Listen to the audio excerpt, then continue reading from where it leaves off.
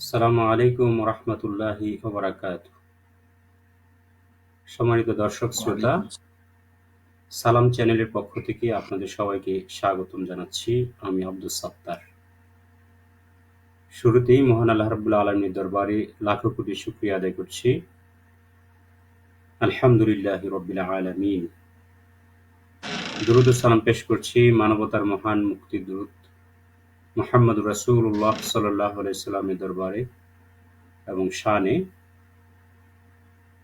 সেই সাথে আমাদেরকে যে যেখান থেকে দেখছেন এবং শুনছেন, বিশেষ করে ইউকে, বাংলাদেশ সহ সারা বিশ্বে ছড়িয়ে ছিটিয়ে থাকা বাংলা ভাষাভাষী ও সর্বশ্রেণীর মানুষ, মুসলিম, যে যেখান থেকে আমাদেরকে দেখছেন, আপনাদের প্রত্যেককেই সালাম চ্যানেলের নিয়মিত আয়োজন লাইট অফ গাইডেন্স অনুষ্ঠানের পক্ষ থেকে স্বাগত জানাচ্ছি। আশা করছি আপনারা যে যেখানে আছেন, যেভাবে আছেন, সুস্থ আছেন, ভালো আছেন। আল্লাহ রাব্বুল আলামিনের কাছে সবার সুস্থতা, নেক হায়াত এবং ভালো থাকার শুভকামনা করে প্রতি রবিবার ইউকে সময়ে রাত ৯টায় লাইট অফ গাইডেন্স অনুষ্ঠান উপস্থাপিত হয়ে থাকে। এরই ধারাবাহিকতায় আজকের লাইট অফ গাইডেন্স অনুষ্ঠানে আপনাদের সবাইকে স্বাগত জানিয়ে শুরু করছি আমাদের নিয়মিত আয়োজন লাইট অফ গাইডেন্স। আজকের আমাদের আলোচনার বিষয় হজ্জের গুরুত্ব ও তাৎপর্য এবং সামর্থ্য থাকা সত্ত্বেও হজ না করার পরিণাম।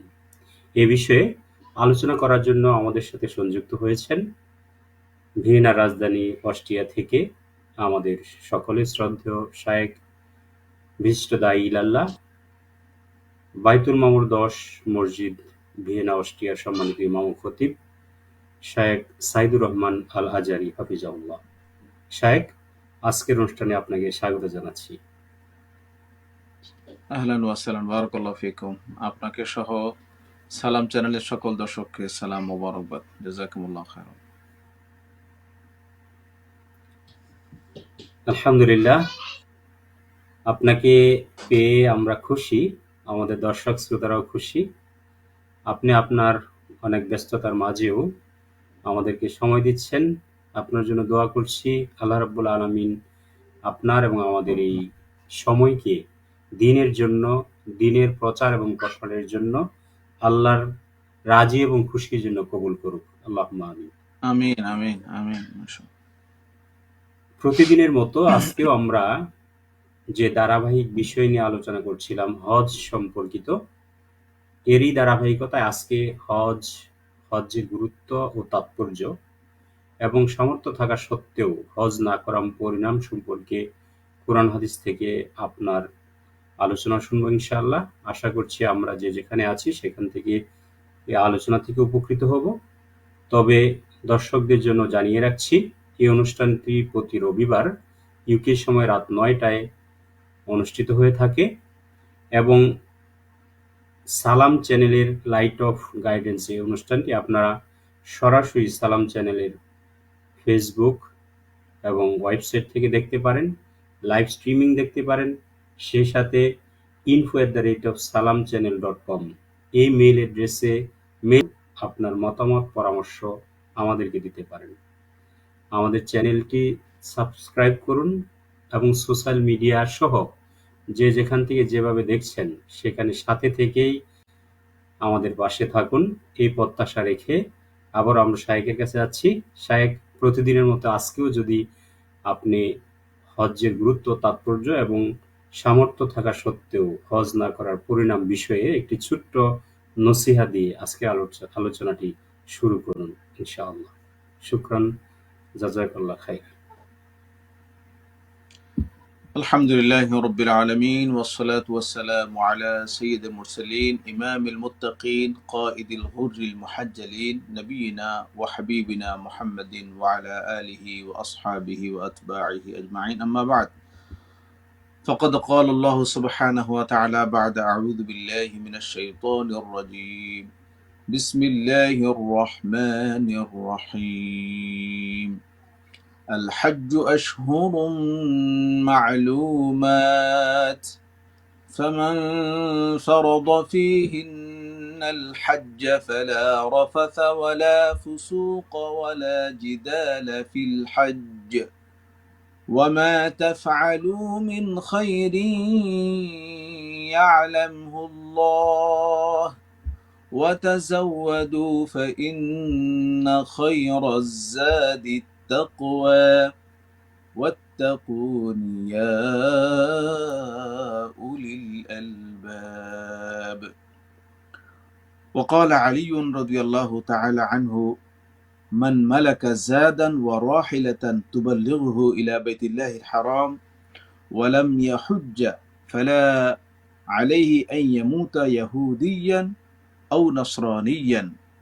رواه الترمذي ووصفه بالغرابة وهو عنده مرفوع والموقوف أصح. সালাম টিভির অথবা সালাম চ্যানেলের সম্মানিত দর্শক ও শ্রোতা, যে যেখান থেকে আজকের আমাদের এই পর্বে অংশগ্রহণ করেছেন, আমাদের সাথে এই মুহূর্তে সংযুক্ত আছেন, সবাইকে মোবারকবাদ জানাচ্ছি। আল্লাহ রব্বুল আলমিনের শকর আদায় করছি যে রব্বুল আলমিন আমাদেরকে একটি ধারাবাহিক দিন জানার, শোনার এবং মানার জন্য চেষ্টা করার এই কর্মসূচিতে আমাদেরকে সঙ্গবদ্ধ থাকা তৌফিক দিয়েছেন। সেই মনিবের শকর আমরা আদায় করছি, বলছি আলহামদুলিল্লাহ। সম্মানিত দর্শক, আমরা হজ নিয়ে ধারাবাহিক আলোচনা করছি। আজকে আমি আপনাদের সামনে কোরআনে কারিমের একটি আয়াত তেলাওয়াত করেছি হজের ক্ষেত্রে, যে আয়াতের আলোচনা না করলেই নয়। সূরাতুল বাকারার মধ্যে আমরা জানি ইসলামের মৌলিক বিষয়গুলোর সব কিছুই চলে এসেছে। ইসলামের মৌলিক যে 5টি বিষয়, বুনিয়াল ইসলাম আলা খামসিন, রাসূলুল্লাহ সাল্লাল্লাহু আলাইহি ওয়াসাল্লাম বলেছেন যে ইসলাম 5টি স্তম্ভের উপর দাঁড়িয়ে আছে। এই 5টি স্তম্ভের সবগুলো বিষয়ের উপরেই কিন্তু সূরা বাকারার মধ্যে আমরা আলোচনা পাই। মানে শাহাদাত, তাওহীদের উপরে, রাসূল সাল্লাল্লাহু আলাইহি ওয়াসাল্লাম রিসালাতের উপরে আলোচনা পাই। ইমানিয়াতের অন্যান্য বিষয়গুলো সূরাতুল বাকারার মধ্যে আলোচনা আছে। সালাতের আলোচনা আছে, যাকাতের আলোচনা আছে, সিয়ামের লম্বা আলোচনা আছে। সিয়াম বা রোজার আলোচনার পরপরই 2 নম্বর পারার এই যে পৃষ্ঠাগুলো, 2 নম্বর পারা 9 নম্বর পৃষ্ঠা, 10 নম্বর পৃষ্ঠা, এখানে আমরা দেখতে পাই যে আল্লাহ রাব্বুল আলামিন হজের চমৎকার আলোচনা এখানে করেছেন। হজের বিধানগুলো মৌলিকভাবে এখানে চলে এসেছে।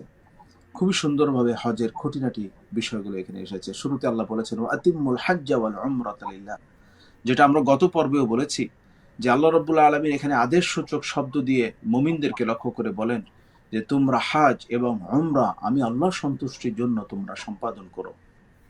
এরপর আল্লাহ সুবহানাহু ওয়া তাআলা 9 নম্বর পৃষ্ঠা, আমি হিফজ কোরআন শরীফ এর আলোকেই বলছি, যে কোরআন আমাদের বাংলাদেশে লক্ষ লক্ষ হাফেজরা চর্চা করে থাকেন, তো সেই কোরআন যেহেতু আমার মুখস্থ আছে ওইভাবে আমি বলছি যে এই পৃষ্ঠার শেষে আল্লাহ রাব্বুল আলামিন যেটা বলেছেন, আমি যে আয়াত আপনাদের সামনে পড়েছি, এই আয়াতের মধ্যে কয়েকটি মেসেজ রয়ে গেছে।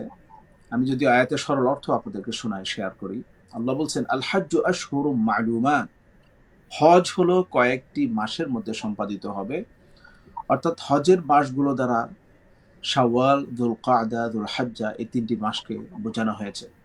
কারণ এই 3 মাস হজের জন্য লাগে। এখন হয়তো আমাদের খুব কম সময়ের মধ্যে আমরা হজের জন্য সফর করে ফেলি, কিন্তু আগের জামানায় যখন এরকম অত্যাধুনিক বিমান ছিল না, তখন কিন্তু লম্বা জার্নি করা লাগতো। তো দেখা গেছে যে 2 মাস 3 মাস ব্যাপী হজের সফর করা লাগতো। তো যাই হোক, এই 3টি মাসকে আল্লাহ রাব্বুল আলামিন হজের মাস ঘোষণা দিয়ে পবিত্রতা ঘোষণা করেছেন। তারপর আল্লাহ বলেন ফামান হাজ্জা ফালা রাফাথা ওয়ালা ফুসুকা ওয়ালা জিদালা ফিল হজ, যে ব্যক্তি হজ করলো আর হজের পবিত্রতা রক্ষা করলো, হজের মধ্যে অহেতুক হজের আদব নষ্ট করে এমন কোনো কাজ করলো না, তো তাহলে আল্লাহ রাব্বুল আলামিন তার জন্য কি বিনিময় রেখেছেন? ফালা রাফাথা ওয়ালা ফুসুকা ওয়ালা জিদালা ফিল হজ ওয়ামা তাফআলু মিন খাইরিন ইয়ালামুল্লাহ ওয়া তাযাওয়াদু ফাইন্না খায়রাজ যাদি তাকওয়া। আমরা যা করি সবই আল্লাহ রাব্বুল আলামিন জানেন। আল্লাহ বলছেন যে হজের ক্ষেত্রে তোমাদের যতগুলো পাথেয় না থাকলেই নয়, সেই পাথেয়র মধ্যে আমরা তো পাথেয়টা বললে আমাদের ব্রেন যায় হলো আমাদের অর্থনৈতিক সামর্থ্য আছে কিনা, আমাদের মস্তিষ্ক চলে যায় যে আমার শারীরিকভাবে সামর্থ্য আছে কিনা। কারণ আমরা গত পর্বে আমরা কিন্তু ওই সামর্থ্যের আয়াত পড়েছি, ওয়ালিল্লাহি আলান নাসি হিজ্জুল বাইতি মান ইসতাতা ইলাইহি সাবিলা। সূরা আলী ইমরানের যে আয়াতে আল্লাহ বলেছেন যাদের হজ্জের সামর্থ্য আছে তারা হজ করবে। এখন সামর্থ্য বললে কিন্তু আমাদের মাথাটা চলে যায় অর্থনৈতিক সামর্থ্যের দিকে, আমাদের শারীরিক সামর্থ্যের দিকে, কিন্তু আল্লাহ এই আয়াতে কিন্তু অন্য আরেকটা সামর্থ্যের কথা বলছেন। আল্লাহু আকবার। ওয়াতাজাওয়াদু, হে মুমিনেরা, হে হজকারী আমার বান্দারা, মুমিন বান্দা বান্দিগণ, তোমরা পাথেয় গ্রহণ করো হজের জন্য। ফাইন্না খায়রাজ যাদি, আল্লাহ নিজেই পাথেয়টা বলেছেন, উত্তম পাথেয় হলো আত-তাকওয়া। তোমাদের যত পাথেয় থাকবে তার মধ্যে সেরা পাথেয় কিন্তু তাকওয়া হতে হবে। ওয়াতাজাওয়াদু ফাইন্না খায়রাজ যাদি তাকওয়া ওয়াত্তাকুনি ইয়া উলিল আলবাব। হে আমার বান্দারা, তোমরা আমাকে ভয় করো, হে যাদের বিচক্ষণতা আছে, যাদের মধ্যে বুদ্ধি আছে, বিবেক আছে, হে বিবেকবান মানুষেরা, তোমরা আমাকে ভয় করো। সম্মানিত দর্শক, সম্মানিত হাজিরিন, এই আলোচনা এই আয়াতের মধ্যে আমরা দেখতে পাচ্ছি একদিকে যেমনি ভাবে আল্লাহ রাব্বুল আলামিন হজের বিধান আমাদের জন্য অবধারিত করছেন, সাথে সাথে হজের ক্ষেত্রে কি পাথেয়টা আমাদের হৃদয়ে থাকাটা জরুরি, আমাদের সবার সামনে থাকাটা জরুরি, সেটা কিন্তু ফুটে উঠল। হজের আদব বিনষ্টকারী অনেকগুলো কুসংস্কার আমাদের সমাজে আছে। প্রাসঙ্গিকভাবে সেই কুসংস্কারগুলোর দিকে একটু টাচ না দিলেই নয়। আমরা যদি আমাদের বাংলাদেশের দিকে তাকাই, আমরা মনে করি হজ হলো জীবনের একটা ডিগ্রির মতো। জীবনের হজ হলো মানে একটা লকব, একটা উপাধি, হাজি সাহেব, আল হাজ অথবা হাজি। আমি এমনও ইনসিডেন্ট, অনেক ঘটনা জানি যে একজন ব্যক্তি হজ করেছে, তার নামের সামনে যদি আলহাজ না লেখা হয়েছে সে রাগ করে। সে যদি ভালো কোনো থাকে, মসজিদ কমিটির সভাপতি, সেক্রেটারি অথবা গ্রামের বড় একজন মাতব্বর, আর তার নামের সামনে সে সবসময় আলহাজ নিজে লেখেন, আর আপনি ভুলে যদি তার নামের সামনে আলহাজ শব্দটা না লিখে থাকেন, হাজি শব্দটা না লিখে থাকেন, বিরাট একটা অপরাধ আপনি করে ফেললেন। এই যে কুসংস্কার, এই কুসংস্কার থেকে আমাদেরকে বের হয়ে আসতে হবে। আল্লাহ রাব্বুল আলামিন কেমন যেন সেই 1400 বছর আগে আল্লাহ রসুলের মাধ্যমে আমাদেরকে জানিয়ে দিলেন। আমরা বাঙালিদের মতো যারা এই হজের আদব বিনষ্ট করছি, এই কুসংস্কারগুলো আমাদের হৃদয়ে ধারণ করছি, যে আমি হজ করেছি, মানুষ জানবে আমি হাজি সাহেব। বেয়াদবি মাফ করবেন, কারো যদি গায়ে পড়ে কষ্ট নিবেন না। আমি আমার একদম জানাশোনার ভিতর থেকে বলছি, কিছু কিছু মানুষ তারা হজ করার পরে এমন কিছু আচরণ, এমন কিছু অত্যুক্তি তারা করে থাকেন, তারা মনে করেন যে জান্নাতের টিকিট তারা কেটে নিয়ে আসছেন, তারা হজ করে আসছেন মানে জান্নাতে অর্ধেক চলে গেছেন, মানে এইরকম তারা গ্যারান্টি দিতে থাকেন, কথা বলতে থাকেন এবং হজ নিয়ে খোঁটা দেন অন্যান্য মানুষদেরকে, প্রতিবেশীদেরকে, আত্মীয় স্বজনের মধ্যে যারা হজ করতে পারেনি, যাদেরকে আল্লাহ রাব্বুল আলামিন সেরকম সামর্থ্য দেননি, অর্থনৈতিক সামর্থ্য নেই, অথবা অনেকে মনে করেন অর্থনৈতিক সামর্থ্য একসময় ছিল, হঠাৎ করে বার্ধক্য এসে গেছে, রোগাক্রান্ত হয়ে গেছেন, এখন আর হজ করতে যাওয়া সম্ভব না। এইরকম যদি কারো অবস্থা হয়, তাদেরকে খোঁটা দেন যে আমি হজ করেছি, তোমরা কি হজ করতে পেরেছো? মানে এই যে আচরণগুলো করেন, তারা ভুলে গেছেন যে আল্লাহ রাব্বুল আলামিন বলেছেন ওয়াতাজাওয়াদু ফাইন্না খায়রাজ যাদি তাকওয়া, যে হে আমার বান্দারা, তোমরা পাথেয় হিসেবে মনে করেছো তোমার ওই সম্পদটাকে, হজ করতে যাওয়ার জন্য যে টাকা পয়সা, এটাকে তুমি মনে করছো সামর্থ্য, তুমি সামর্থ্য মনে করেছো তোমার শারীরিক সুস্থতাকে। না, এখানে আরেকটা সামর্থ্যের কথা তুমি ভুলে গেছো, সেই পাথেয়র কথা ভুলে গেছো, যেই পাথেয়টা তোমার আদৌ সংগৃহীত হয়নি। তুমি হজ করেছো বটে, এই পাথেও তুমি এখনো ধারণ করতে পারোনি। সেটা কি? সেটা হলো তাকওয়া, তাকওয়া, তাকওয়া। আল্লাহ রাসূল সাল্লাল্লাহু আলাইহি সাল্লাম, আপনারা জানেনই হাদিস, এক হাদিসে বলছেন, অন্তরের দিকে ইশারা করছেন আর বলছেন আত্তাকওয়া হা হুনা, আত্তাকওয়া হা হুনা, আত্তাকওয়া হা হুনা। তাকওয়া এটা বাহিরের জিনিস না, ভিতরের জিনিস, এটা অবস্থান করে আমাদের অন্তরে। সম্মানিত বন্ধুরা, এই জন্য আমরা যেন আজকের এই লেসন থেকে, আজকের আলোচনা শুরু থেকে এই শিক্ষাটা নেই যে হজের জন্য যে সামর্থ্যটা আমাদের দরকার, সেই সামর্থ্য মানে কিন্তু শুধু টাকা পয়সা, আমাদের শারীরিক সুস্থতা নয়। সেই সামর্থ্যের মধ্যে সবচেয়ে বড় সামর্থ্য হলো আমাদের ইখলাস, আমাদের খুলুসিয়াত, আমাদের হৃদয়ে একমাত্র আল্লাহর সন্তুষ্টি থাকতে হবে, যেটা আল্লাহ রাব্বুল আলামিন সূরা বাকারার ওই আয়াতেও বলতেছেন, ওয়া আতিম্মুল হাজ্জা ওয়াল উমরাতা লিল্লাহ। বাক্যটা খুব ছোট, কিন্তু আপনাকে হাইলাইট করতে হবে, শব্দটা বুঝতে হবে আল্লাহ কি বলছেন কথাটা, যে তোমরা হজকে ওমরাকে সম্পাদন করো লিল্লাহ, আমি আল্লাহর সন্তুষ্টির জন্য। যেমন আল্লাহর সন্তুষ্টি হলো সকল ইবাদতের গায়াহ বলা হয়, সকল ইবাদতের চূড়ান্ত লক্ষ্য। লাআল্লাকুম তাত্তাকুন, আল্লাহ যত ইবাদত আমাদেরকে দিয়েছেন সকল ইবাদতের উদ্দেশ্য লক্ষ্য হলো আমরা যেন মুত্তাকি হতে পারি, আল্লাহর মুত্তাকি পরহেজগার বান্দা হতে পারি। মুত্তাকি মানে হলো এটা না যে আমি থরথর করে আল্লাহর ভয়ে কাঁপবো, না, আল্লাহর ভয় সাথে সাথে আল্লাহর প্রেম, আল্লাহকে ভালোবাসা। আমরা আমাদের মা বাবাকে কত ভালোবাসি, মা বাবার কথা আসলে আমরা কেঁদে দেই। আল্লাহর ভালোবাসাটা এরকম থাকতে হবে যে আল্লাহর কথা সামনে আসলে যেন আমরা কেঁদে দেই, আমাদের বুকটা যেন কেঁপে ওঠে। সম্মানিত দর্শক, তো আসুন আমরা আজকের এই আলোচনার শুরু থেকে এই সবকটা নিব, যে আমরা আমাদের হজের ক্ষেত্রে আমরা আল্লাহকে ভয় করব, হজের ইবাদতকে সম্পূর্ণ আল্লাহর জন্য আমরা উৎসর্গিত করব। কারণ আল্লাহ রাব্বুল আলামিন সেখানে বলেছেন, ওমান কাফারা ফা ইন্নাল্লাহা গানিয়্যুন আনিল আলামিন, যে আমার জন্য একমাত্র হজ করবে না, হজকে উৎসর্গিত করবে না, সে যেন জেনে রাখে যে আমি আল্লাহ কারো প্রতি মুখাফিক্কি নই। কোনো মানুষের হজের জন্য আল্লাহ তাকিয়ে নেন? হজ করি আমরা আমাদের স্বার্থে, আমরা আমাদের কল্যাণে আমরা হজ করি, এটা যেন আমরা ভুলে না যাই। আর এই সামর্থ্য থাকা সত্ত্বেও, যার অর্থনৈতিক সামর্থ্য আছে, শারীরিক সামর্থ্য আছে, এগুলো থাকার পরেও যদি কেউ হজ না করে, তার অবস্থা কিন্তু খুবই ভয়াবহ। এটা নিয়ে আমরা সামনে আরো আলোচনা করার সুযোগ পাবো ইনশাআল্লাহ। হযরত আলী বলেন, সে ব্যক্তি ইহুদি হয়ে, খ্রিস্টান হয়ে, অর্থাৎ সে অমুসলিম হয়ে মারা গেল, এটা আল্লাহর কাছে কোনো ব্যাপার না। তার মানে হলো খুব কঠিন কথা এখানে, যে যে সামর্থ্য থাকলে হজ করলো না, সে কেমন যেন অমুসলিম হয়ে মারা গেল। তো আল্লাহ রাব্বুল আলামিন যেন আমাদের সবাইকে, যে কথাগুলো আমি বলছি, এক নম্বরে আমাকে, আপনারা যারা শুনলেন, সবাইকে আমল করার তৌফিক দান করেন। আমরা দেখি আমাদের আব্দুল সত্তার ভাইয়ের অন্য কোনো পয়েন্ট আছে কিনা, সেখানে আমরা হাইলাইট করবো ইনশাআল্লাহ। শুকরান, শুকরান, জাযাকাল্লাহ খায়ের, বারাকাল্লাহ ফিক। শায়েখ আপনাকে আমাদের আলোচ্য বিষয়ে সুন্দর একটি নসিহা আমাদেরকে দিয়েছেন। আশা করছি আমরা সেখান থেকে উপকৃত হব। হতে পারে অনেকগুলো বিষয় আমাদের জানার মধ্যে, কিন্তু এটা আমাদেরকে রিমাইন্ড করবে। এবং ইতিমধ্যেই আমরা জানি বাংলাদেশ সহ সারা বিশ্ব থেকে হাজিরা বাইতুল্লাহর দিকে রওনা করেছেন। অনেক হাজিরা ইতিমধ্যেই বাইতুল্লাহে উপস্থিত হয়েছেন, আল্লাহর সামনে হাজিরা দিয়েছেন।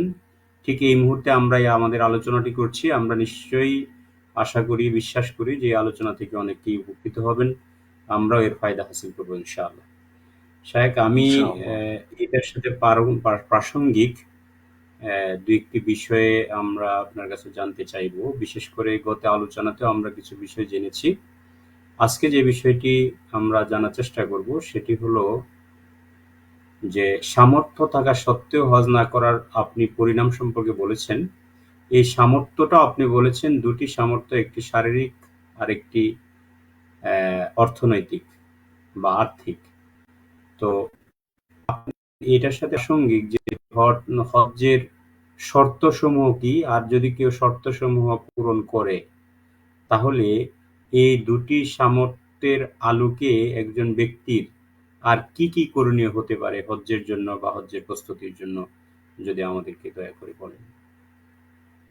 জি, জাযাকুমুল্লাহ খায়রান। আমরা যে পয়েন্টে কথা বলছিলাম, সেখানে আরেকটু কয়েকটি বিষয় আপনাদের সাথে শেয়ার করি, কিছু হাদিস। যে সামর্থ্য থাকা সত্ত্বেও হজ যদি আমরা না করি, এবং কি কি কারণে সামর্থ্য বিনষ্ট হয় বা সামর্থ্যের এই শর্তটা উঠে যায়, এটা একটু যদি আমরা খেয়াল করি। এখানে আমি হযরত আলীর একটি কথা আপনাদের সাথে শেয়ার করেছি, আরো কথা আছে এখানে।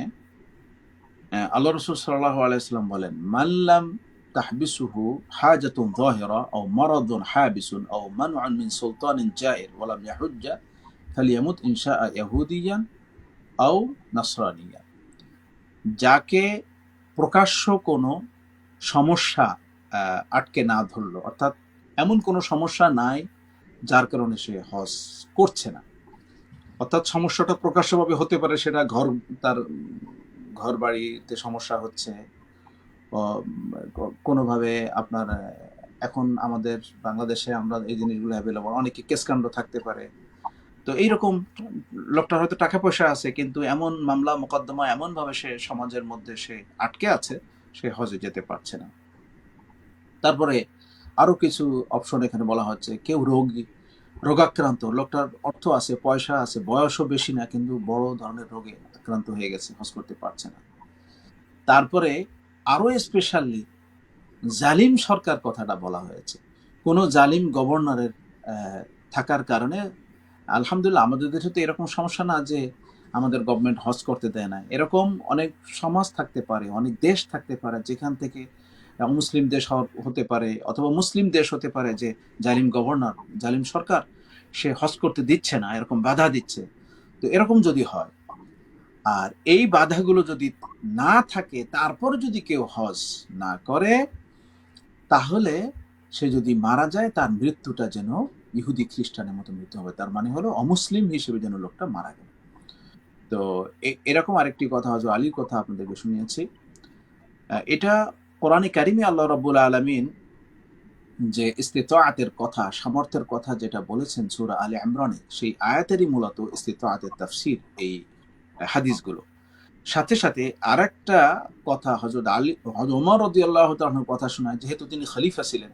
হযরত ওমর যখন খলিফা ছিলেন, তার খেলাফত আমলে তিনি কি কঠোরতা এখানে দিয়েছিলেন হজের ক্ষেত্রে, আমরা একটু লক্ষ্য করি ওনার কথাটা। উনি বলছেন, লাকাদ হামামতু আন আবআথা রিজালান ইলা হাযিহিল আমসার ফায়ানজুরু কুল্লা মান কানাত লাহু জাদাতুন আও সাআতুন ওয়া লাম ইয়াহুজ্জা ফায়াদরিবু আলাইহিমুল জিজিয়াতা মা হুম বিমুসলিমিন, মা হুম বিমুসলিমিন। ইমাম বাইহাকি তার সুনানের কিতাবের মধ্যে হাদিসটা উল্লেখ করেছেন। হযরত ওমরের এই কথাটা তো সাহাবীদের কথাও তো হাদিস, তো যদিও এটাকে হাদিসে মাওকুফ বলা হয়।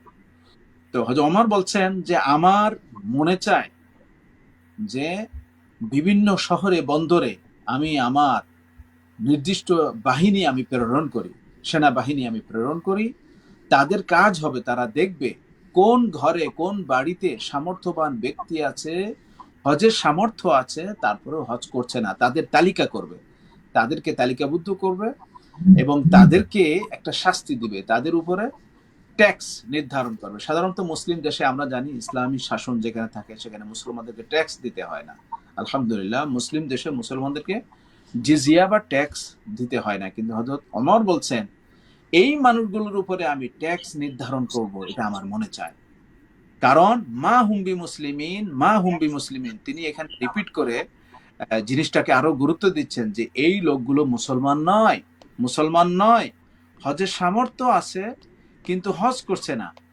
এরা আমার দৃষ্টিতে, আমি ওমর তাদের ব্যাপারে ফতোয়া দিয়ে দিচ্ছি, তারা মুসলমান নয়।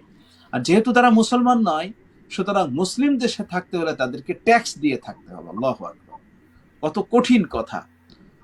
সম্মানিত হাজিরিন, আমরা আরেকটা গল্প প্রাসঙ্গিকভাবে না বললেই নয়, যদিও অন্য প্রসঙ্গে এসেছে, কিন্তু হজের সাথেও একই কথা রিলেটেড। সেটা হলো হযরত আবু বকর রাদিয়াল্লাহু তাআলা আনহু যখন খলিফা হন, আমরা জানি সেই খেলাফতের ঘটনাটি সহিহ বুখারী, মুসলিম, আবু দাউদ, তিরমিজি, নাসাই, ইবনে মাজাহ ৬ কিতাবের হাদিসের কিতাবগুলোতে এসেছে। হযরত ওমর রাদিয়াল্লাহু তাআলা আনহু হযরত আবু বকরকে লক্ষ্য করে বলছেন, ইয়া আবা বকর, ইয়া আমিরুল মুমিনিন, আপনি তো আমিরুল মুমিনিন নির্বাচিত হলেন আবু বকর, আপনার সম্পর্কে তো আমরা জানি আপনি এমন কোমল হৃদয়ের মানুষ যে আপনি কিভাবে আপনি খেলাফত আপনি পরিচালনা করবেন, এত গুরু দায়িত্ব আপনি কিভাবে পরিচালনা করবেন, আপনি কোমল হৃদয়ের মানুষ, আপনাকে নিয়ে তো আমার একটু সন্দেহ বলতে আমার ভিতরে কৌতূহল রয়ে গেছে, আপনি কিভাবে কি করবেন। আবু বকর রাদিয়াল্লাহু সত্যি কোমল হৃদয়ের মানুষ ছিলেন। উনি কত কোমল সেটাও আপনারা জানেন। ছোট্ট করে বলি, রাসূল সাল্লাল্লাহু আলাইহি ওয়াসাল্লাম খুব মুমূর্ষ, ইন্তেকালের আগে এত বেশি অসুস্থ যে আল্লাহ রাসূল আর সামনে যেতে পারতেছেন না, নামাজ পড়াতে পারবেন না তিনি নিশ্চিত। তিনি মা আয়েশা রাদিয়াল্লাহু তাআলা আনহাকে রাসূল সাল্লাল্লাহু আলাইহি ওয়াসাল্লাম বললেন যে তোমার আব্বুকে বলো, আবু বকরকে বলো যেন সামনে গিয়ে নামাজ পড়ে। মা আয়েশা বলতেছেন, ইয়া রাসূলুল্লাহ, ইন্না আবি রাকিকুল কলব, আমার আব্বা তো এত কোমল হৃদয়ের মানুষ, আপনি পিছনে দাঁড়াবেন আর আপনি ইমামতি করবেন না, আমার বাবা সামনে গিয়ে ইমামতি করবে, এটা তো আমি জানি পারবেনই না। আল্লাহু আকবার। মা আয়েশা বলতেছেন পারবেন না, আমি নিশ্চিত। তো যেমন মা আয়েশা বলছেন তাই হলো। দেখেন, আল্লাহ রসুল সাল্লাল্লাহু আলাইহি সাল্লাম অন্য সাহাবীদের কাঁধে ভর করে নামাজে আসলেন। হযরত আবু বকর রাদিয়াল্লাহু আনহু ইমামতি করছেন আল্লাহ রসুলের অনুমতিতে। হযরত আবু বকর টের পাচ্ছেন আল্লাহ রসুল জামাতে আসতেছেন, নামাজের মধ্যে উনি এতটুকু টের পাচ্ছেন।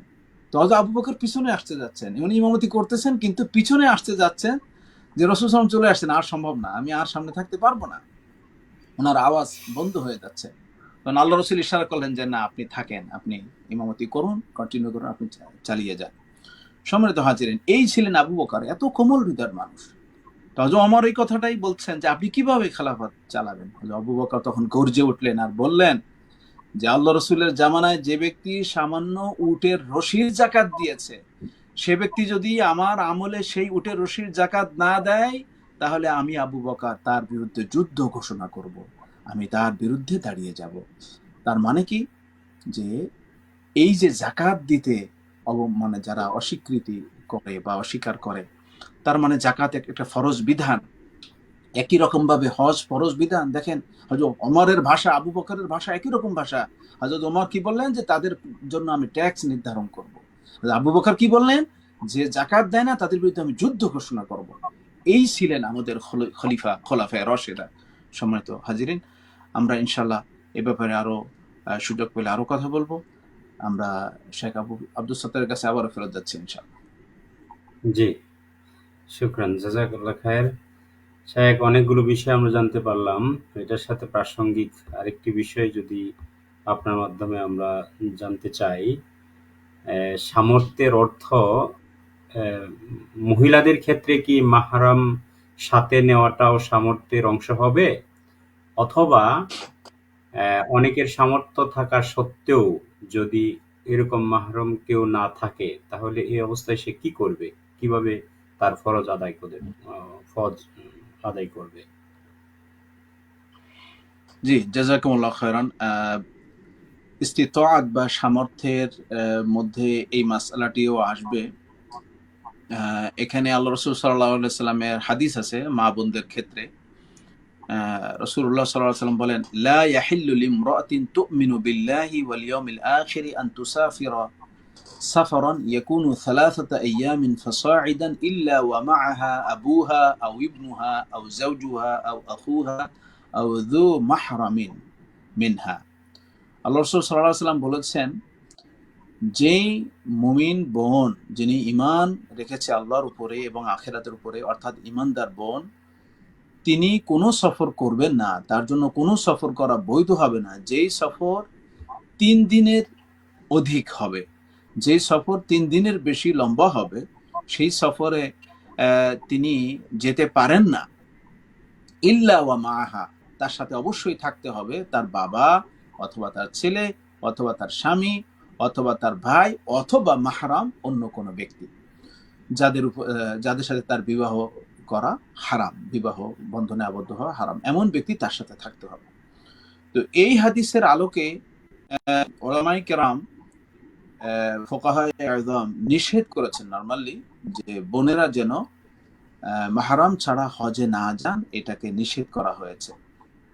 এমনকি ফতোয়া কিতাবে এরকমও আছে, ফাইদা হাজ্জাত বিদুনি মাহরামিন, বোনেরা যদি মাহরাম ছাড়া হজ করেন, ফাহাজ্জুহা সহিহ, তাদের হজ সহিহ হবে, ওয়া তাকুনু আথিমাতান, তিনি এই যে মাহরাম ছাড়া হজ করার কারণে তার একটা পাপ হবে, তিনি পাপী বলে বিবেচিত হবেন, তবে হজ কিন্তু কবুল হবে বা হজ কিন্তু শুদ্ধ হবে ইনশাআল্লাহ। তো এখন এটা একটা বড় অন্যায়, মাহরাম ছাড়া হজ করা। এটা আমরা সবসময় লক্ষ্য রাখবো, এখনো আমাদের চেষ্টা করা উচিত মাহরাম নিয়েই হজে যাওয়া। এখন আমরা দেখতে পাই বর্তমান সময়ে বিভিন্ন সময়ে এমন গ্রুপ তৈরি হয়, যে গ্রুপের মধ্যে বোনদের সংখ্যা অনেক বেশি থাকে। আমি এমন লোকের সাথে আমার স্ত্রীকে পাঠাচ্ছি, সেখানে হয়তো আমার পরিচিত অন্য কোনো ভাই আছেন, তার ওয়াইফ আছেন, তার মেয়ে আছেন। তো অথবা আমি আমার আমার ওয়াইফ যাচ্ছে তার বোনের সাথে। এইরকম এমন কিছু ব্যক্তি আছে যে তারা কিন্তু মানে এত নিকটের হওয়ার কারণে আশা করা যায় সফরের মধ্যে তার এই জাতীয় সমস্যা আর থাকবে না। অর্থাৎ সফরটা মূলত নিরাপদ হওয়াটা কি জরুরি। তো সফরের মধ্যে নিরাপত্তাহীনতার কোনো কিছুই নাই। আশা করা যায় ইনশাআল্লাহ তিনি সুন্দর মতো হজ করতে পারবেন। এইরকম যদি নিশ্চিত হওয়া যায় তাহলে আশা করা যায় ইনশাআল্লাহ কোনো গুনাহ হবে না। ওলামায়ে কেরাম এ ব্যাপারে রুখসাত দিয়েছেন, হজ করতে পারবেন ইনশাআল্লাহ। তারপরেও আবারও বলবো, সবসময় আমাদের চেষ্টা করা উচিত, একটা হলো জায়েজ, আর একটা হলো কি উচিত। এই দুইটা জিনিস যেন আমরা ভুলে না যাই। ইসলামী শরীয়তের অনেক বিধানের ক্ষেত্রে হুজুর বলেছে তাই আপনি নিয়ে নিবেন আর হুজুরের উপরে আপনি চালা দিবেন না। আমাদের সবার ব্রেনে জিনিসটা থাকতে হবে যে একটা হলো আল্লাহ রসুল সাল্লাল্লাহু আলাইহি ওয়াসাল্লাম নিজে ফতোয়া দিচ্ছেন, কি বলছেন, কোন বিষয়ের গুরুত্ব দিচ্ছেন, সেটাকে সবসময় অগ্রাধিকার দেওয়া। আরেকটা হলো মানে কোনটা জায়েজ আছে। যেমন আরেকটা আমি উদাহরণ দিতে পারি এই ব্যাপারে আপনাদেরকে। যেমন সদাকাতুল ফিতর। সদাকাতুল ফিতর কি ওই যে খাদ্যের আইটেমগুলো হাদিসে উল্লেখ আছে সেগুলো দিয়ে সদাকাতুল ফিতর আদায় করব, নাকি সদাকাতুল ফিতর আমরা আদায় করব পয়সা দিয়ে? এই একটা কিন্তু প্রশ্ন, এই প্রশ্নটা কিন্তু সবসময় আমাদের সামনে আসে। আমি একটা উদাহরণ দিচ্ছি আপনাদের সামনে। আমি যদি বলি আমাদেরকে এখানেও সমন্বয় করার চেষ্টা করা উচিত। আল্লাহ রসুল খাদ্য দিয়ে সদকা দিতেন, আমরা চেষ্টা করব সবসময় খাদ্য দিয়ে সদকা দেবার জন্য। এটাই হলো মূল। যদি আমরা না পারি, আমরা যারা ওয়েস্টার্ন কান্ট্রিতে আছি, ইউরোপে আছি, প্রবাসে আছি, আমরা সরাসরি খাবার দিয়ে বাংলাদেশের কোনো মানুষকে সদাকা দেওয়া আমাদের জন্য কঠিন। হ্যাঁ, আমি যদি অন্য কোনো প্রতিনিধির মাধ্যমে এটাকে ব্যবস্থা করি, আমি তো এখান থেকে আমাকে টাকা পাঠাতে হচ্ছে, পয়সা পাঠাতে হচ্ছে, ইউরো পাঠাতে হচ্ছে। তো এভাবে করে সমন্বয় করা। তো আশা করি আমরা বিষয়টা বুঝতে পেরেছি। এক্ষেত্রে একটা আরেকটা ঘটনা আপনাদেরকে শোনাই। বলে কৌলি সাল্লাল্লাহু রাজুলিল্লাযী ক্বালা, আল্লাহ রাসূল সাল্লাল্লাহু আলাইহি ওয়াসাল্লাম এক ব্যক্তিকে বলছেন, ইন্না ইমরাতি খারাজাত হাজ্জাতান ওয়া ইন্নী কুতিবতু ফি গাজওয়াতি কাযা। দেখুন, সুযোগ থাকলে স্ত্রীর সাথে স্বামী হজ করবেন, সেটা কত গুরুত্বপূর্ণ এই হাদিসটা শুনলে আপনারা বুঝবেন। আল্লাহ রসুল সাল্লাল্লাহু আলাইহি ওয়াসাল্লাম এক সাহাবীকে বলছেন, যে সাহাবী রাসূলুল্লাহ সাল্লাল্লাহু আলাইহি ওয়াসাল্লামকে প্রশ্ন করছেন, ইয়া রাসূলুল্লাহ, আমার স্ত্রী হজে বের হয়ে গেছে আর আমি তো অমুক যুদ্ধের জন্য, একটা যুদ্ধের জন্য আমি লিপিবদ্ধ করেছি আমার নাম, আমি যুদ্ধের জন্য।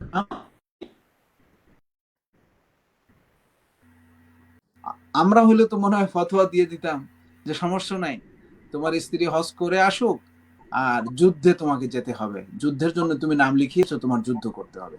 আল্লাহ রসুল কি ফতোয়া দিচ্ছেন?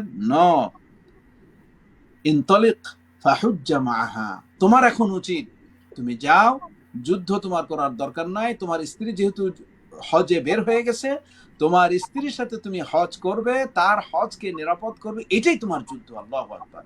তুমি তোমার স্ত্রীর সাথে হজ করো। আল্লাহু আকবার। এই জন্য সম্মানিত হাজিরিন, আমাদেরকে এই বিষয়গুলো খেয়াল রাখতে হবে। আমি যে কথাটা বললাম, সমন্বয় করা, সবসময় হাদিসের প্রতি, কোরআনের প্রতি, নুসুসের প্রতি আমাদের সম্মান থাকতে হবে, সর্বোচ্চ সম্মান। যে হাদিসটা সাব্যস্ত, কোরআনের যে বিধানটা সাব্যস্ত, সেখানে কোনো মুফতির ফতোয়া চলে না। কোরআনের মধ্যে আল্লাহ বলেছেন, আল্লাহ ইউফতিকুম, আমি আল্লাহ নিজেই ফতোয়া দিই।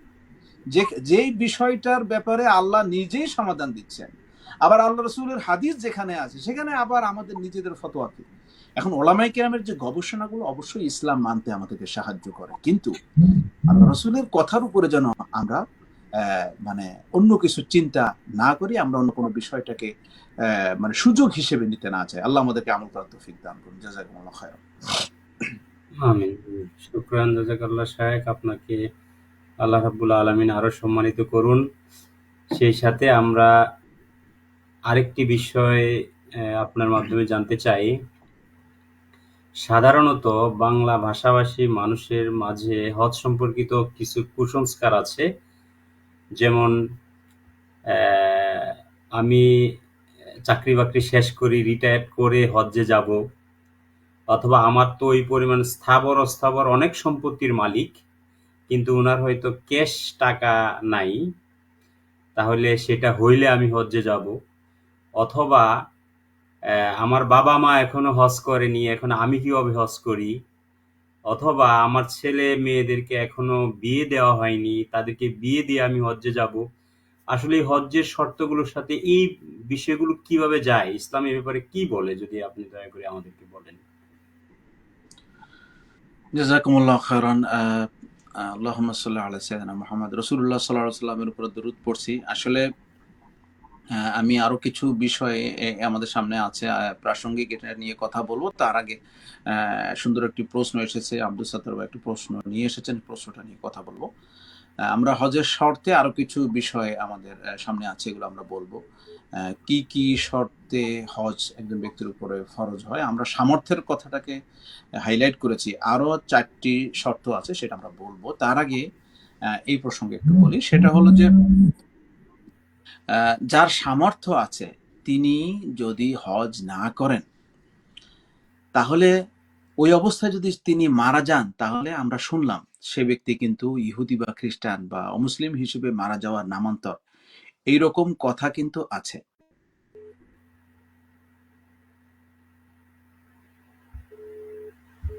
আচ্ছা, শোনা যাচ্ছে আমার কথা? আব্দুল সাত্তার, শোনা যাচ্ছে আমার কথা? জি, আমি শুনতেছি, কিন্তু আপনি ভিডিওটা দেখতে পাচ্ছি না আপনার। আপনি একটু আরেকবার জয়েন আহ, করেন, এটি আরেকবার জয়েন করেন। টেকনিক্যাল কোনো সমস্যা আছে কিনা?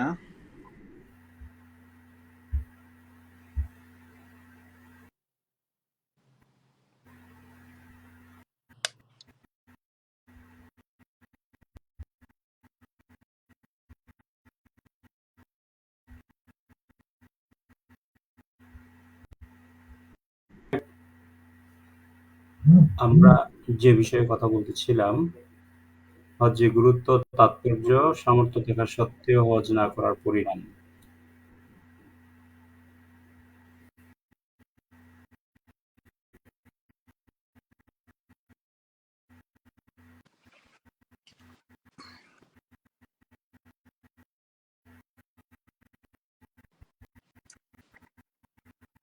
এখন কি ঠিক আছে? কথা বলতেছিলাম হজ্জের গুরুত্ব, তাৎপর্য এবং সামর্থ্য থাকা সত্ত্বেও হজ না করার পরিণাম। শায়েখ, আপনি যে বিষয়ে এর অবতারণা আপনি করেছেন। জি, শোনা যাচ্ছে। জাযাকুমুল্লাহ খাইরান। আমরা জি, বলছিলাম যদি কারো সামর্থ্য থাকে, তিনি অন্যান্য বিষয়কে গুরুত্ব দিবেন নাকি হজের বিষয়কে গুরুত্ব দিবেন, এক্ষেত্রেও আমরা যদি কিছু হাদিস সামনে নিয়ে আসি, হাদিসগুলো শুনলেই বুঝতে পারবো যে আসলে হজের বিষয়টা কত গুরুত্বপূর্ণ। এখানে আল্লাহ আবু হুরায়রা রাদিয়াল্লাহু তাআলা আনহু একটা হাদিস, আল্লাহ রাসূল সাল্লাল্লাহু আলাইহি ওয়াসাল্লাম বলেন, আইয়ুহান নাস ক্বাদ ফারাদাল্লাহু আলাইকুমুল হাজ্জা ফাহুজ্জু, হে মানুষেরা, তোমাদেরকে উপরে হজ ফরজ করা হয়েছে, তোমরা হজ করো। এক ব্যক্তি বললেন, আকুল্লা আমিন ইয়া রাসূলুল্লাহ, ইয়া রাসূলুল্লাহ, আমরা কি হজ কি প্রত্যেক বছর করব? তখন আল্লাহ রাসূল বলছেন, লাউ কুলতু নাআম লা ওয়াজাবাত ওয়ালা মাস্তাতা'তুম, আমি যদি বলতাম যে হ্যাঁ, তাহলে ওয়াজিব হয়ে যেত প্রত্যেক বছরই হজ করা। আপনার যদি সামর্থ্য প্রত্যেক বছরই হয়, তাহলে আপনি প্রত্যেক বছরই হজ করবেন। ওয়ালিয়ান নবী সাল্লাল্লাহু আলাইহি ওয়াসাল্লাম ইয়াহুজ্জা বা'দা হিজরাতিহি ইলাল মাদিনাতি। তারপরে আরেকটা যেটা বলা হয়েছে যে ওয়া আলাইহি আন ইউবাদিরা বিআদাইহি, হজ ফরজ হয়ে গেলে দেরি করতে নাই, কোনো কারণে দেরি করা যাবে না, দ্রুত করতে হবে। ইদা তাহাক্কাকাত শুরুতুহু, আর শর্তগুলো যদি পাওয়া যায়, তাহলে অন্যান্য শর্তগুলো প্রাসঙ্গিকভাবে আমরা বলে নিব। ওয়ায়াসামু বিতাখিরিহি লিগাইরি উযরি, কোনো কারণ যদি একজন ব্যক্তি হজকে এরকম বিলম্বিত করেন, তখন কিন্তু তিনি গুনাহগার হবেন। লিকাউলি সাল্লাল্লাহু আলাইহি ওয়াসাল্লাম, রাসূল সাল্লাল্লাহু আলাইহি ওয়াসাল্লাম বলেন, তাআজ্জালু ইলাল হাজ্জি ফাইন্না আহাদাকুম লা ইয়াদরি মা ইয়ারিদু লাহু, যে তোমরা হজ ফরজ হয়ে গেল বিলম্ব করবে না, তোমাদের কেউ জানে না যে সামনে কি আসতে যাচ্ছে। এখন এই যে আমাদের আব্দুল সাত্তার ভাই প্রশ্ন করার ক্ষেত্রে যে বিষয়টা বললেন, যে আমার সামনে কি আমার মেয়ের বিবাহ আসতেছে, অথবা আমার ভাইয়ের ঘর ভেঙে গেছে, ঘর ভাঙার ক্ষেত্রে আমার সহযোগিতা করতে হবে, বিভিন্ন রকম সমস্যা সামনে আসতে যাচ্ছে। তো সেই সমস্যাগুলো আসার আগে আমার সামর্থ্য হয়েছে, এবং শর্ত পূরণের শর্তটা এখানে আছে যে আমার অর্থনৈতিক সামর্থ্য আছে, সাথে সাথে অন্যান্য যে শর্তগুলোর কথা বলা হয়েছে, আমি এক নজরে শর্তগুলোর কথা বলবো। সেই শর্তগুলো যদি পাওয়া যায় তখন আমাদের হজ করতে কিন্তু বিলম্ব করা উচিত না, সাথে সাথে হজ করে ফেলতে হবে। কারণ হলো মান ইসতাতা আল হাজ্জা ফালাম ইয়াহুজ্জা, যেটা আগে বলেছি, সামর্থ্য থাকার পরেও হজ না করলে তাহলে কিন্তু সে মুসলমানই থাকবে না। খুব কঠিন একটা ভয়াবহ কথা। এবার আসুন আমরা খুব সংক্ষেপে শর্তগুলো জেনে নেই। হজ ফরজ হওয়ার জন্য এক নম্বর শর্ত হলো অবশ্যই ইমান, ইসলাম, মুসলমান হতে হবে। মুসলিম ছাড়া অমুসলিমের জন্য তো আল্লাহর এই বিধানটা অবধারিত না। যে ব্যক্তি মুসলমান তার জন্যই আল্লাহর পক্ষ থেকে বিধান হলো সে অবশ্যই হজ করবে। 2 নম্বর শর্ত হলো সুস্থ থাকতে হবে, মস্তিষ্ক সুস্থ থাকা। যে একজন ব্যক্তি যদি পাগল হয়, মাতাল হয়, তার উপরে আল্লাহর কোনো বিধান মানে বর্তাবে না। সেক্ষেত্রে আল্লাহ রসুল সাল্লাল্লাহু আলাইহি ওয়াসাল্লামের অনেক চমৎকার একটি হাদিস আছে, আমরা জানি রুফি আল কলাম আন থালাসাতিন, আল্লাহ রসুল বলেছেন 3 ব্যক্তির আমল নামা লেখা হয় না। আনিন নাইমি হাত্তা ইয়াস্তাইকিযা, ঘুমন্ত ব্যক্তি যতক্ষণ সে জাগ্রত না হয়, ওয়া আনিস সাবিয়্যি হাত্তা ইয়াবলুগা, একজন শিশু যতক্ষণ সে বালেগ না হয়, ওয়া আনিল মাজনুনি হাত্তা ইয়াফিকা আও ইউফিকা, একজন পাগল ব্যক্তি বা মস্তিষ্কের যার সমস্যা আছে, পাগল বা মাতাল ব্যক্তি যতক্ষণ সে পরিপূর্ণরূপে স্বজ্ঞান না হয় ততক্ষণ পর্যন্ত তার উপরেও আল্লাহর এই বিধান, কোনো বিধানই বর্তাবে না, কোনো কিছুই ফরজ হবে না তার উপরে। তাহলে মুকাল্লাফ বিশারা, ইসলামী শরিয়াতের এই বিধানগুলো কারো উপরে বর্তানোর জন্য মস্তিষ্ক সুস্থ থাকা, পাগল মাতাল না হওয়াটা জরুরি। 3 নম্বর শর্ত আগের হাদিসের মধ্যে চলে এসেছে, সেটা হলো বালেগ হওয়া। যদি কেউ বালেগ না হয় তাহলে হজ করতে পারবে কিনা এটা যেমন একটা মাসআলা। অনেকে অল্প বয়সে, শিশু বয়সে মা বাবার সাথে হজ করেন, হজ কিন্তু হয়ে যাবে। হজ হয়ে যাবে শিশু যদি হজ করে, কিন্তু শিশুর উপরে হজ কিনা ফরজ না। একজন ব্যক্তি শিশু অবস্থায় হজ করলো, এখন পরবর্তীতে সে বালেগ হয়ে গেলে মনে করেন আবার তার উপরে হজ ফরজ হলো, টাকা পয়সা হয়ে গেল, এই অবস্থায় কি তার আবার হজ করতে হবে কিনা? উলামা ইকরাম এক্ষেত্রে বলেন লাউ হাজ্জা ফাহাজ্জুহু সহিহুন, শিশুর হজ যেমন সহি, ওয়ানবি লাহু ওয়ালিয়ুহু, একজন শিশু তো আর নিজে নিয়াত করতে পারবে না, তার তো এই যোগ্যতাটা হয়নি। তার অভিভাবক যিনি থাকবেন তিনি হজের নিয়াত করবেন, ইহরামের কাজগুলো, সবগুলো কাজগুলো করতে সহযোগিতা করবেন। ওয়ালা ইয়াকফিহি আন হাজ্জাতিল ইসলাম বিলা খিলাফিন বাইনা আহলিল ইলমি, সে বালেগ হয়ে গেলে কিন্তু তাকে আবারও হজ করতে হবে। ইসলামের যে মূল হজটা, তার উপরে ফরজ যে হজটা, সেটা কিন্তু আদায় হয়ে যাবে না, তাকে আবারও করতে হবে। লিমা রাওয়াহু ইবনু আব্বাস রাদিয়াল্লাহু আনহুমা আন্না ইমরাআতান রাফাআত সাবিয়্যান ফাকালাত ইয়া রাসূলুল্লাহ আলি হাযা হাজ্জুন ক্বালা না'আম ওয়া লাকা আজরুন ওয়া লিকাউলি সাল্লাল্লাহু আলাইহি ওয়া সাল্লাম আইয়ুমা সাবিয়্যিন হাজ্জা সুম্মা বালাগা ফাআলাইহি হাজ্জাতুন উখরা ওয়া আইয়ুমা আবদিন হাজ্জা সুম্মা উতিকা ফাআলাইহি হাজ্জাতুন উখরা। হযরত ইবনে আব্বাস রাদিয়াল্লাহু তাআলা আনহুমা থেকে বর্ণিত, একজন মহিলা বোন তিনি শিশুকে নিয়ে হজে গিয়েছিলেন। আল্লাহ রসুলকে ইশারা করে তিনি বললেন, ইয়া রাসূলুল্লাহ, আমার এই শিশুর হজ কি কবুল হবে বা হজ কি বৈধ হবে? আল্লাহ রসুল বললেন অবশ্যই। তো শিশু তো, তার তো আর আমল নাই, তোমার পুরস্কারটা তুমি পাবে, শিশুর হজের এই পুরস্কার বা সওয়াবটা তোমরা পাবে, অর্থাৎ অভিভাবকরা পাবে। অনুরূপভাবে আমরা প্রাসঙ্গিকভাবে বলতে পারি, আপনার শিশু, তার উপরে নামাজ ফরজ হয়নি, কিন্তু সেই শিশুকে যদি আপনি নামাজের তালিম দেন, সেই শিশু যে নামাজ পড়বে, সেই শিশু যে কোরআন তেলাওয়াত করবে, বালেগ হওয়ার আগ পর্যন্ত সে যত ভালো কাজ করবে, এই সবগুলো কিন্তু মা বাবা, আত্মীয় স্বজন, অভিভাবকরা কিন্তু পেয়ে যাবেন। আলহামদুলিল্লাহ, এটা খুবই গুরুত্বপূর্ণ একটা আমল, এবং সেটা কিন্তু এই হাদিসের আলোকে আমরা পাচ্ছি। আর আল্লাহ রসুল সাল্লাল্লাহু আলাইহি ওয়াসাল্লাম তো নামাজের ক্ষেত্রে আরো গুরুত্ব দিয়েছেন যে 7 বছর বয়স হয়ে গেলেই নামাজের ট্রেনিং দেওয়া উচিত, আর 10 বছর থেকে নামাজের আরো গুরুত্ব বাড়বে, প্রয়োজনে তাদেরকে প্রহার করার কথাটাও এসেছে। সম্মানিত দর্শক, এখানে আরেকটা হাদিস যেটা আমরা পড়লাম, যে কোনো শিশু যদি হজ করে তারপরে যদি বালেগ হয়ে যায় তাহলে কিন্তু তাকে আবারও হজ করতে হবে। আর একই রকম ভাবে 4 নম্বর শর্ত হলো হজের ক্ষেত্রে স্বাধীন হওয়া। আজকের জামানায় তো দাস দাসী প্রথাটা নাই, যখন ছিল আল্লাহ রসুল সাল্লাল্লাহু আলাইহি ওয়াসাল্লাম বলে গেছেন যে একজন দাস বা দাসী সে যদি হজ করে, তার হজ আবার করতে হবে কিনা এই মর্মেও কথা আছে। সেখানেও প্রণিধানযোগ্য কথা হলো তিনি দাসমুক্ত হয়ে গেলে, আজাদ হয়ে গেলে, আবার যদি তার সামর্থ্য হয়, তাহলে কিন্তু তাকে আবারও হজ করতে হবে। তার মানে দাসদাসী অবস্থায়ও তিনি হজ করতে পারবেন। তিনি যখন আবারও সমর্থবান হবেন, মানে আজাদ হয়ে যাওয়ার পরে, মুক্ত হয়ে যাওয়ার পরে, তখন কিন্তু তার উপরে আবারও হজ করতে হবে। এইভাবেই কিন্তু হাদিসগুলো এসেছে। তো এই ছিল এক নজরে সামর্থ্যের বিষয়টুকু এবং শর্তগুলো আমরা আজকে বলতে পেরেছি। আল্লাহ রাব্বুল আলামিন যে শর্তগুলোর কথা বলেছি হজ করার ক্ষেত্রে, যেগুলো না থাকলেই নয়, এগুলোর আলোকে যাদের যাদের উপরে হজ ফরজ হয়েছে আমাদের মধ্যে, আমরা যেন হজ করি। যারা করতে পেরেছি আলহামদুলিল্লাহ, যারা করতে পেরেনি, যারা এখন হজ করেননি, করার সামর্থ্য হয়ে গেছে, তারা বিলম্ব করবেন না। যে হাদিসগুলো আমরা বললাম সেগুলোর আলোকে খুব দ্রুতই হজ করে ফেলতে হবে। হজ কিন্তু প্রত্যেক মাসে করা যায় না, হজ কিন্তু প্রত্যেক দিন করা যায় না, হজ কিন্তু প্রত্যেক সপ্তাহে করা যায় না, হজ কিন্তু বছরে একবার।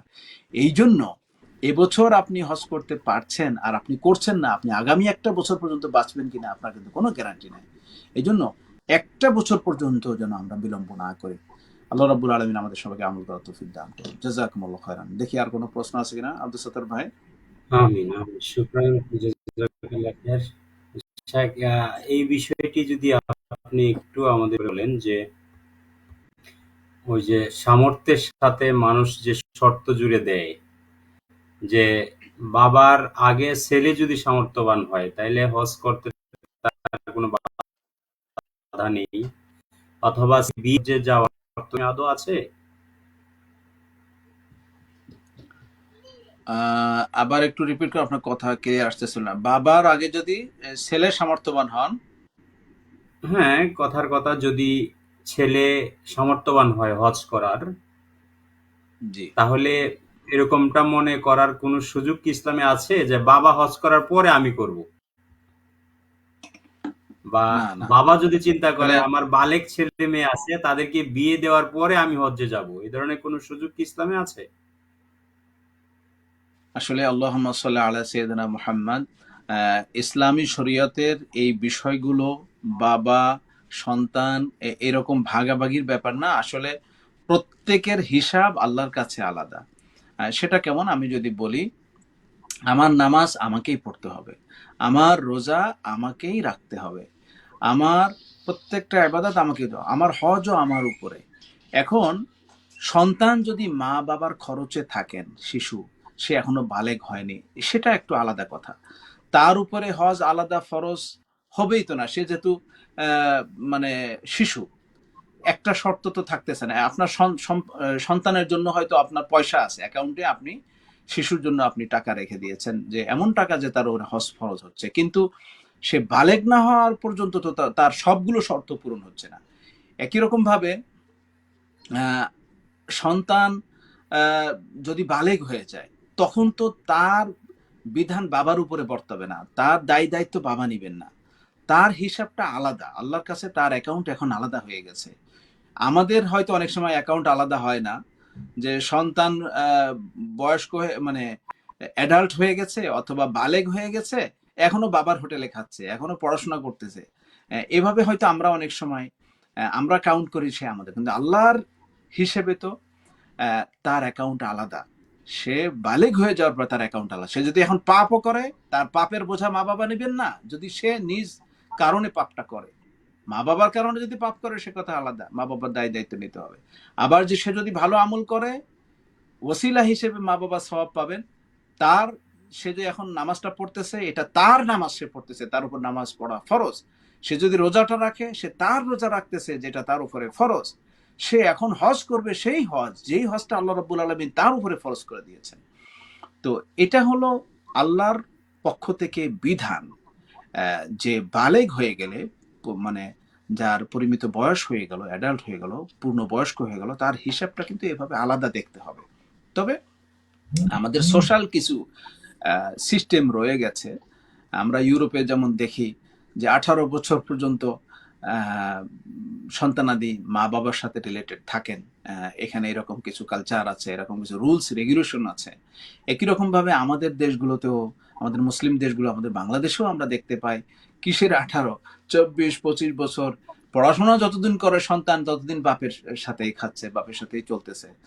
তো এই যে জিনিসগুলো, এটা যদিও ইসলাম যেমন মানে পুরোপুরি এটাকে মানে সম্পূর্ণ বিরোধিতাও করে না, কিন্তু এখানে আরেকটা মেসেজও আমাদের রয়ে গেছে যে আমরা যখন বয়স্ক হয়ে যাই, পূর্ণ বয়স্ক হয়ে যায়, তখন কিন্তু আমাদের প্রত্যেকেরই নিজের একটা হিসাব করতে হবে যে আমি কখন আমার হজটা কখন করব, আমার হজের জন্য কখন আমি সমর্থবান হতে যাচ্ছি। আমার হজের জন্য আমার একটা প্ল্যান থাকা, যেহেতু এটা একটা আল্লাহর একটা পূর্ণ বিধান, আমার উপরে আল্লাহর ফরজ বিধান। সেটা হতে পারে আমি আমার বাবা থেকে আমি টাকা ম্যানেজ করব, আমি আমার বড় ধনী ভাই থেকে আমি টাকা ম্যানেজ করবো, আমার মামা থেকে টাকা ম্যানেজ করবো, আমি বিভিন্ন জায়গা থেকে টাকা ম্যানেজ করব। কিন্তু আল্লাহর বিধান হজ আমার উপরে ফরজ, আমার উপর নামাজ যেমন ফরজ, জাকাত যেমন আমার জাকাত আমাকে দিতে হবে, আমার রোজা যেমনি ভাবে আমাকে রাখতে, আমার হজটাও তো আমাকেই করতে হবে। এই জন্য একজন পূর্ণবয়স্ক ব্যক্তি অ্যাডাল্ট হয়ে গেলে, একটা ছেলে যখন বালেগ হয়ে যায়, একটা মেয়ে যখন বালেগ হয়ে যায়, তার হজ তাকে করার একটা প্ল্যান তাকে করতে হবে। আমরা একটা প্রাসঙ্গিক গল্প বলতে পারি, একটা প্রাসঙ্গিক কালচার বলতে পারি। আমরা এই কালচারটা বহুভাবে আমরা শুনেছি, ইদানিং মিডিয়ার যুগে আরো শক্তিশালী ভাবে শুনেছি। মাঝখানে শুনলাম যে আপনারা জেনে থাকবেন, ইন্দোনেশিয়াতে ইন্দোনেশিয়াতে বিবাহ হওয়ার আগেই স্বামী স্ত্রী, এই ছেলে মেয়ে দুইজনকেই হজ করতে হয়। হজ না করলে তারা বিবাহের দিকে আগান না। তাদের কালচারটা কত সুন্দর! মানে এটাকে কিন্তু আমরা ফেলে দিতে পারতেছি না কোনোভাবে। অর্থাৎ যেই কথাগুলো আমি বললাম তার সাথে অবশ্যই মিল আছে। হ্যাঁ, সবাই হয়তো হজ করতে নাও পারে, অর্থনৈতিক সামর্থ্য হয়তো সবার নাও থাকতে পারে, কিন্তু ইমানিয়াতের যে একটা সামর্থ্যের একটা ব্যাপার রয়ে গেছে। অর্থাৎ বালেগ হয়ে গেলেই আমার অ্যাকাউন্ট যেহেতু আলাদা, আমি অন্যান্য ইবাদত করেছি, আমি ঠিক আছে নামাজ রেখেছি, নামাজ পড়ি, আমি রোজা রাখি আমি বছরে, তারপরে আমি জাকাতও দেই, আমি হজ করি কিনা, আমি হজ করেছি কিনা, আমি যদি আল্লাহর এই বিধানগুলো সব না করি, তাহলে তো পূর্ণ মুসলিম এখনো হতে পারলাম না। তাহলে আমার মনে হয় যে ওনারা এই জিনিসটাই মানতে চান যে একজন পাত্র পাত্রী সে যতক্ষণ পর্যন্ত পূর্ণ মুসলিমা না হবে, ততক্ষণ পর্যন্ত তাদেরকে বিবাহের সিঁড়িতে না বসানো। তো এই কালচারটা আমি মনে করি যে ভালোই, আমল করতে পারলে ভালো। এরকম একটা ট্র্যাডিশন, এরকম একটা কালচার, এরকম একটা বৈপ্লবিক পরিবর্তন দরকার সমাজে, যে বালেগ হয়ে গেলে যেন প্রত্যেকের হিসাব করতে শুরু করেন, একটু একটু করে নিজেকে তৈরি করা। আমাদের দেশে এই যে বেকারত্ব, প্রাসঙ্গিকভাবে বলতে হবে, আর আমরা বোধ হয় আমাদের সময়ের দিক দিয়েও শেষের দিকে চলে এসেছি। আব্দুল সাদ্দার ভাইয়ের অন্য কোনো কথা থাকলে আমরা শুনবো। তো এই কথাটা বলে আমি শেষ করছি যে আমাদের দেশে বেকারত্বের যে আরেকটা ব্যাধি আমরা দেখতে পাই। অনেক যুবক যুবতী পূর্ণবয়স্ক হয়ে গেছেন, হজ তো দূরের কথা, উনি এখনো নিজের প্ল্যান করেন না।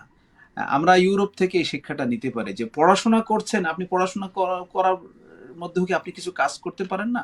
আপনার ফ্রি টাইমে আপনি কিছু কাজ করতে পারেন, মেধা দিয়ে আজকে যুবকরা ইনকাম করতে পারেন, অনলাইনে অনেক সুন্দর সুন্দর জব আছে, আপনি টেকনিক্যাল কিছু স্কিল থাকলে আপনি কাজ করতে পারেন। এভাবে আপনি কাজ করে আপনি সমাজে অবদান রাখতে পারেন। আপনার বাবা বৃদ্ধ হয়ে গেছে, এখনো আপনি বাবার উপরেই আপনি ভর করে আছেন। আপনার বড় ভাই, তারও তো পরিবার আছে, আপনি আর কতদিন তার উপরে নির্ভর করবেন? আপনি মানে নিজের পায়ে দাঁড়াতে শিখুন, আপনি নিজের অ্যাকাউন্টকে আপনি স্বাবলম্বী করুন। আপনার হজ আপনাকে করতে হবে, আপনার হজ আর কেউ করে দেবেন। আপনার হজের জন্য আপনি মানে এটা একটা প্রসঙ্গ, আপনি নিজেকে এভাবে সব দিক দিয়ে আপনি নিজেকে গোছাতে শুরু করুন। আল্লাহ রাব্বুল আলামিন আমাদের সমাজে এরকম একটা পরিবর্তন দান করুন। আমি ছোট্ট একটা গল্প বলি। আল আজহার বিশ্ববিদ্যালয়ে আমাদের কিছু বন্ধুরা দেখতাম, মিশরি বন্ধুরা, অনেক মেধাবী ছেলেপেলে, মেধাবী ভাই বোনেরা, ওনাদেরকে দেখতাম যে সামারের যে 2টা মাস ওনারা ভ্যাকেশন পেতেন, আল্লাহু আকবার, ওই 2টা ভ্যাকেশনে ওনারা, আমরা তো এদিক ওদিক ঘোরাফেরা করি, ওনারা ওই 2টা ভ্যাকেশনে কাজ করতেন 2 মাস। ওই 2 মাসে ওনারা এত বেশি কষ্টের কাজ করতেন যে ওই টাকা দিয়ে, ওই পয়সা দিয়ে বাকি 10টা মাস যে পড়াশোনা করতেন ওই টাকা দিয়ে। আপনারা চিন্তা করতে পারেন যে আমরা শুধু বাংলাদেশে কিন্তু আমরা এই কালচারটা আমরা এখনো করতে পারিনি। যে ইউরোপে আসলে, আমেরিকাতে আসলে, বাহিরে আসলে আমাদের বাংলাদেশি ভাই বোনেরাই দেখুন আসার পরে স্টুডেন্ট হিসেবে আসতেছেন, কাজে ব্যস্ত হয়ে যাচ্ছেন, কাজও করতেছেন, পড়াশোনা করতেছেন। কেউ আছে কাজ পুরোপুরি করতেছেন, কেউ আছেন ব্যালেন্স করতেছেন, কাজও করতেছেন, পড়াশোনা করছেন। এটাই হওয়া উচিত। এবং এটা আমি মুসলিম দেশ মানে মিশরের কথা বললাম, আল আজহার বিশ্ববিদ্যালয় আমাদের ভাইদের কথা বললাম, যে তাদের কালচারটাও এরকম। আমাদের বাংলাদেশেও এরকম হওয়া উচিত যে বালেগ হয়ে গেলে তখন আমাদের নিজেদের হিসাব যেন আমাদের শিক্ষার্থী ভাই ও বোনেরা তারা যেন এরকম করা শুরু করেন, তাহলেই তারা হজও তাড়াতাড়ি করতে পারবেন ইনশাআল্লাহ। ওই যে শেষ বয়সে চাকরির টাকা দিয়ে, পেনশনের টাকা দিয়ে হজ করব না, অত দূর যেতে হবে না ইনশাআল্লাহ। আল্লাহ আল্লাহ মুমিনের ইচ্ছা দেখেন, তার সামর্থ্য দেখেন, তার প্ল্যান দেখেন, নিয়াত দেখেন, এবং এর মাধ্যমে আল্লাহ তাকে বরকত দান করেন। আশা করি আমরা অনেকগুলো বিষয়কে আজকে সুস্পষ্ট করতে পেরেছি। আল্লাহ রাব্বুল আলামিন যে কথাগুলো আমরা শুনলাম বললাম, আমরা আপনারা যারা শুনলেন, আল্লাহ সবাইকে আমল করার তৌফিক দান করুন। জাযাকুমুল্লাহ খাইরান, বারাকাল্লাহু ফিকুম, হাইয়াকুমুল্লাহ। শুকরান। অনেক শুকরিয়া। জাযাকে গুরুত্ব থাকা সত্ত্বেও হজ না করার পরিণাম বিষয়ে বিভিন্ন বিষয় এবং প্রসঙ্গক্রমে অনেক বিষয়ের অবতারণা আপনি করেছেন। নিঃসন্দেহে এই বিষয়গুলো থেকে আমরা উপকৃত হয়েছি, এবং আমাদের এই লাইভ বা রেকর্ডেড অনুষ্ঠান থেকেও অনেক ভাই বোনেরা উপকৃত হতে পারবেন। আমি আবারও জানিয়ে রাখছি যে সালাম চ্যানেল সোশ্যাল মিডিয়া এই নামে আমাদেরকে পাবেন। সালাম চ্যানেলের সোশ্যাল মিডিয়ায় আপনারা এই আলোচনাগুলো পরেও দেখতে পাবেন। আশা করব আপনারা এই আলোচনাগুলো দেখে এখান থেকে উপকৃত হবেন। এখানে লাইক কমেন্টস করবেন, সেই সাথে সেইটা ছড়িয়ে দেওয়ার ব্যাপারেও আপনারা ভূমিকা রাখবেন, সবের অংশীদার হবেন। সালাম চ্যানেল বিশ্বব্যাপী দাওয়া এবং দাওয়াতি কার্যক্রমকে ছড়িয়ে দেবার লক্ষ্যে এই চ্যানেলের যাত্রা শুরু। ইনশাআল্লাহ বিশ্বাসী মানুষের হৃদয়ে তুমুল আলোড়ন সৃষ্টি করার মধ্য দিয়ে দাওয়া অ্যাক্টিভিস্টকে বা দাওয়া কার্যক্রমকে সারা বিশ্বব্যাপী ছড়িয়ে দেওয়ার লক্ষ্যে সালাম চ্যানেলের যাত্রা। আপনারাও আমাদের সাথে থাকুন, এই অগ্রযাত্রায় সামিল হন, অগ্রযাত্রাকে আরো এগিয়ে দেওয়ার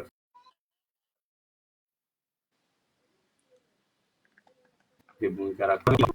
অসংখ্য মোবারকবাদ জানাচ্ছি, কৃতজ্ঞতা জানাচ্ছি আপনার ব্যস্ততার মাঝেও আমাদের সালাম চ্যানেলের জন্য সময় বের করেছেন।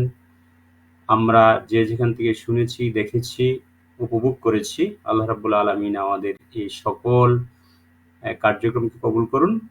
এবং আবারও আমিন। লাইট অফ গাইডেন্স প্রোগ্রামের পক্ষ থেকে আপনাদের সবার জন্য শুভকামনা করে আগামী রবিবার একই সময়ে আপনাদের সাথে আবারও দেখা হবে এই প্রত্যাশা রাখছি। এবং আমাদের ধারাবাহিক আলোচনার আগামী সপ্তাহে আমরা হজ্জের সামাজিক ও রাজনৈতিক গুরুত্ব, বারবার হজ ও উমরা না করে সে অর্থ দিয়ে মানুষের কল্যাণে ব্যয় করার ব্যাপারে ইসলাম কি বলে, এই বিষয়ে আমরা আলোচনা করব ইনশাআল্লাহ। আল্লাহ রাব্বুল আলামিন ততক্ষণ পর্যন্ত আপনাদের সবাইকে ভালো রাখুন, সুস্থ রাখুন, এই প্রত্যাশা রেখে আবারও সবার জন্য শুভকামনা করে এখানেই শেষ করছি লাইট অফ গাইডেন্স প্রোগ্রাম। আসসালামু আলাইকুম ওয়া রাহমাতুল্লাহি ওয়া বারাকাতুহু। ওয়ালাইকুম আসসালাম ওয়া রাহমাতুল্লাহি তাআলা ওয়া বারাকাতুহু।